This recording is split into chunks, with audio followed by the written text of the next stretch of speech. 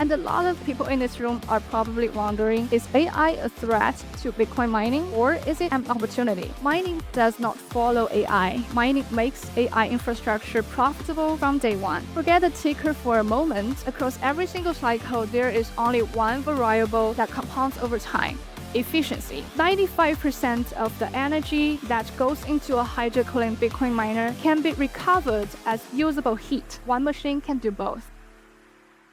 Please join me in welcoming Nina Pan.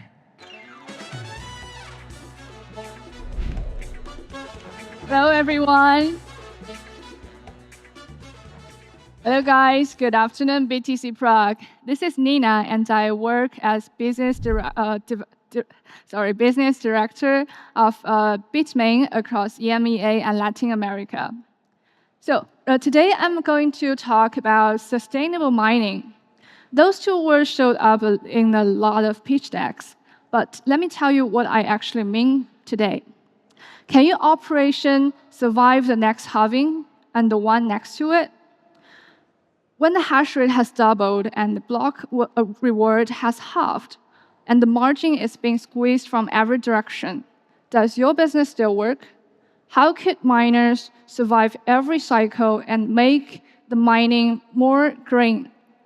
That is the only definition of sustainability that matters in this industry.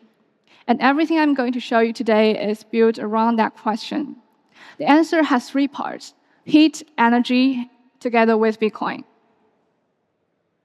So let's start with the playing field, because if you want to understand where the mining is going, you have to understand the forces already in motion, regardless of what the price is. Forget the ticker for a moment. Across every single cycle, there is only one variable that compounds over time: efficiency. Network hash rate has exceeded 1 zettahash per second right now, and the Bitcoin block reward sits at 3.125 BTC.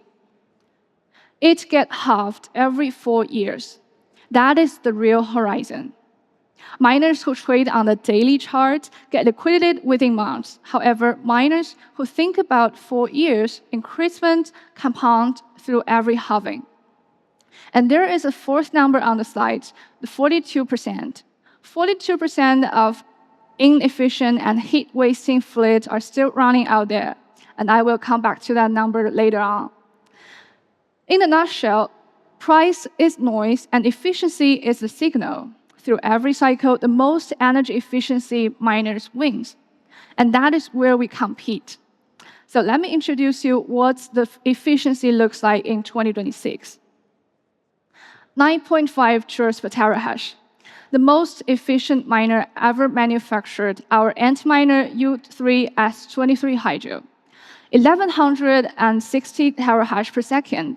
It is 27 more efficient than the previous generation, the most energy efficient Bitcoin miner ever manufactured. That is not an increment tweak, that is a step change. At scale, the difference is the gap between sustainable operation and those ones who does not survive the next cycle. Now, I also want to address why is there a U3 ahead of the product name. It is because that the machine is designed as a server type of miners. It can slide into a standard 19-inch server rack, which is compatible with the GPU servers. That matters because when your miners share the same form with the machines that power AI, a whole new set of deployment operations open up. And that brings me to the first trend I want to share with you today. If you open up the news feed recently, you might have seen a lot of headlines illustrating how AI data centers are popular, who is building them, when the power is coming from, and how much capital has been deployed.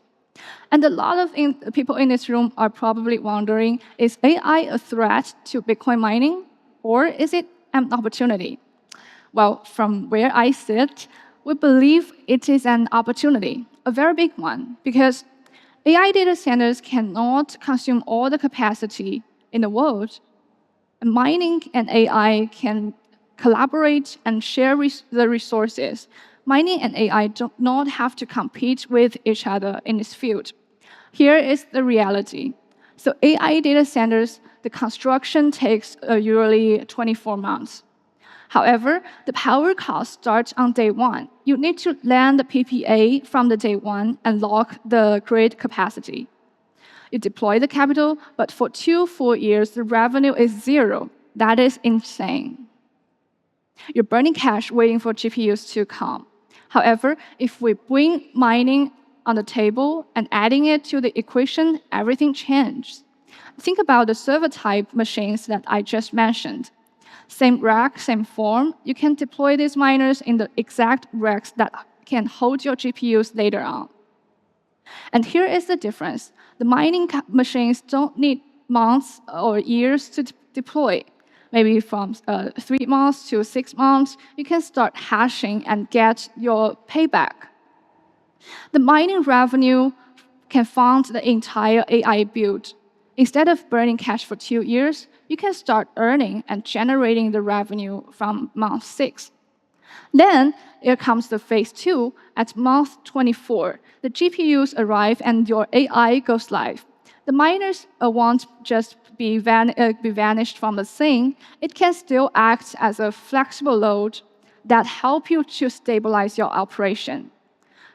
They can still ramp down when the power needs the power and soaks up whatever is left when AI does not. So same rack, continuous revenue, and maximize the utilization. Mining does not follow AI. Mining makes AI infrastructure profitable from day one. And here comes the second trend. It is even simpler but more powerful in some cases. This is fundamentally about one thing: utilizing energy that could otherwise go to waste. You can take a power source like a gas generator, a flare capture system, a solar, and/or wind turbines, connect it directly to your mining machines and the containers, and you can start hashing and earning revenue. No grid, no transmissions, no utility, just power in and Bitcoin out. Mining is the only industrial load that is mobile, interruptive, and immediately profitable all at the same time. You can put it besides the power generator. It can ramp down in milliseconds, and the moment you have power, you can start earning. Let me give you 2 examples of what that looks like in the ground. An oil field in Argentina, natural gas coming up alongside the crude, no pipeline to get it to the market, however, so it gets flared into the atmosphere with no revenue generated. If you put a mining container next to it, that gas can become Bitcoin revenue instead of methane emissions. A solar farm down the south, sometimes generating more power than the transmission lines that can handle. That's when curtailment kicks in. The operator gets paid to stop producing. A mining container deployed the meter behind the meter can absorb that surplus power that could have been wasted and turns it into revenue. And Europe has an acute version of this problem. We have massive wind in the North Sea and massive solar in the south. Transmission bottlenecks everywhere in between. Negative prices during the surplus hours and curtailment payments to switch off the turbines and panels. Every megawatt hour of the curtailed renewable energy in Europe is a megawatt hour of power that Bitcoin mining can monetize. Not by competing with the grid, by sitting behind the meter and absorbing the surplus power that has nowhere else to go. What about the third trend? Heat reuse is what I'm going to share with you guys. This one that matters most for the continent right now. Remember the 42% figure? Where it's come from. 42% of the inefficient fleet that is wasting their heat, the thermal output. Not a forecast, it is authentic right now. If you're not selling the thermal output, you're losing 42% of the potential revenue on the table every day. 95% of the energy that goes into a hydrocooling Bitcoin miner can be recovered as usable heat. Real system in the field delivering hot water to the buildings right now.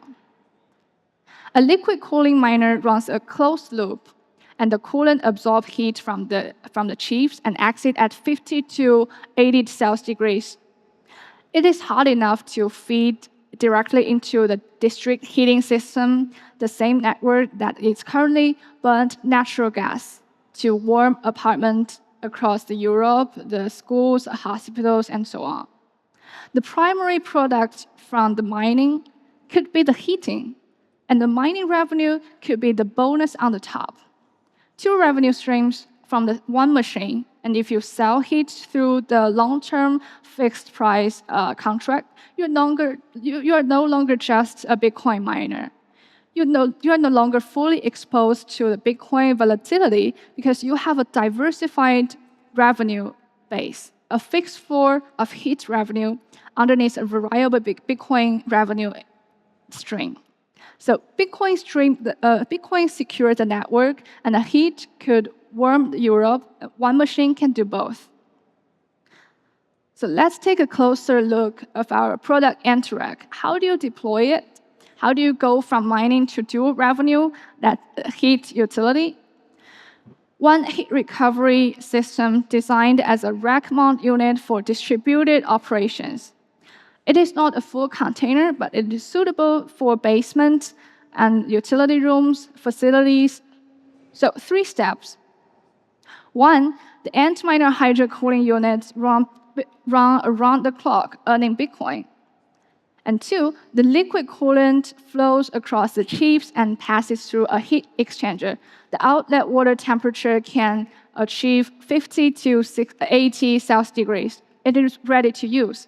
And 3, that heat could be piped into the industrial processes, a district heating loop, greenhouses, whatever you want it to warm up. The miners becomes the community energy infrastructure. Let me give you a few live examples right now.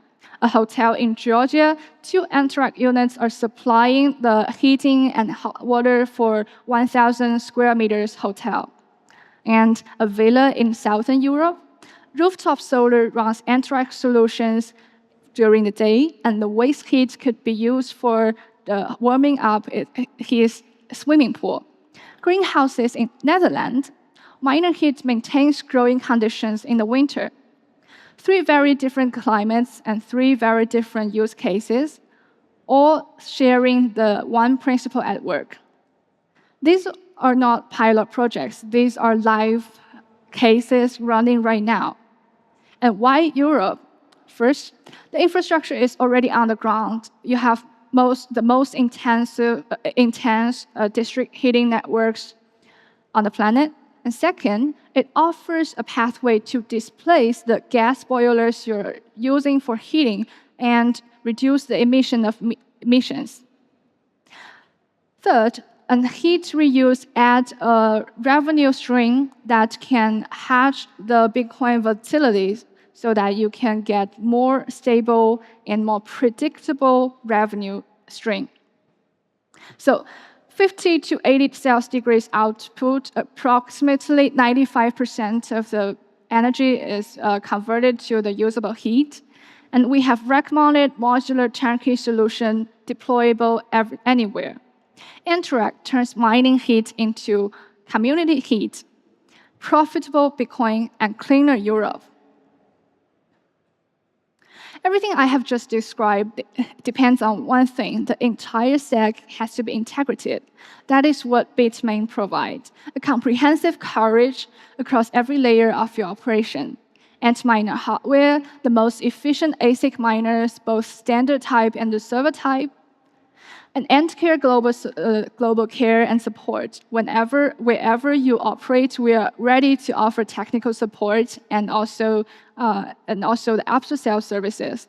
We have modular infrastructure, just as the containers, all pre-integrated and tested, combining the cooling, power distribution, and the rack space. Also, we offer some financial solutions like flexible payments, credit programs, and also some financing options with our partners. We are also continuously looking for power deployment. We're looking for the low-cost power resources on behalf of our partners. And we're open to finding, securing, and building out energy infrastructures with our partners. So one partner, every layer, fully integrated. That is what we're offering right now. So I have just spent the last 15 minutes talking about efficiency, heat recovery, integration, and AI co-location. But making the leap, investing in new hardware might be difficult. It takes more than a compelling argument. It takes an offer that makes the decision easy. So we put one together. BTC Prague 2026 exclusive announcement. This room right now, we have this container credit scheme structured specifically for our clients that is willing to adopt the hydro-cooling solutions.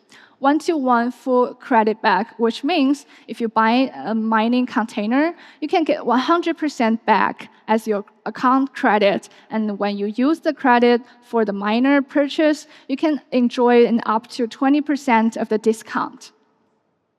In practice, the container, the infrastructure that enables all of the things that we have been talking about, the heat recovery, behind the meter, everything I've just shown you, comes without any additional capex when you purchase the miner that go inside it. If you're wondering which container to choose, which container is eligible to this program, look at this. We have different types of containers that is compatible with traditional hydro-cooling miners or the server type of hydro-cooling miners. Take a look at type A. It is suitable for operators upgrading an existing fleet with heat recovery. And type B, for the builders that are planning an AI conversation projects, it will be a suitable match because it is designed for the rack-mount U-form miners. Besides this, we have just announced our Endspace W7. It is a new container that is compatible for both of these types.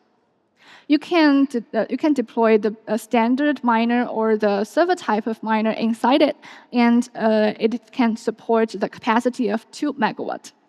Come and get more information at our booth.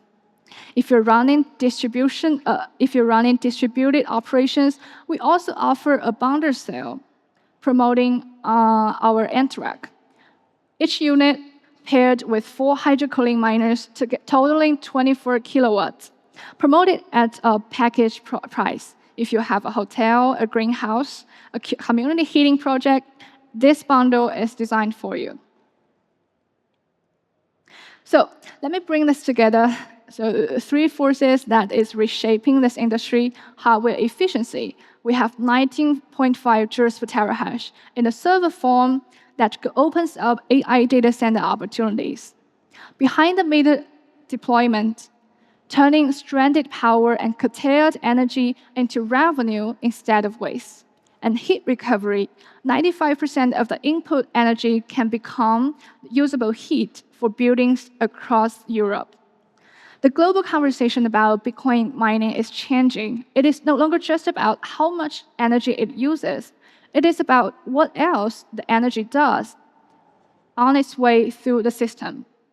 It warms building, it stabilizes the grid, and it monetizes the stranded power. It funds AI infrastructure in some cases. And it does all of that while securing the most important open monetary network on the planet. If you want to look up closely, welcome to the Bitmain booth. The hardware is running, the Entrack demo is on display, and our engineers are there. Come and talk to us.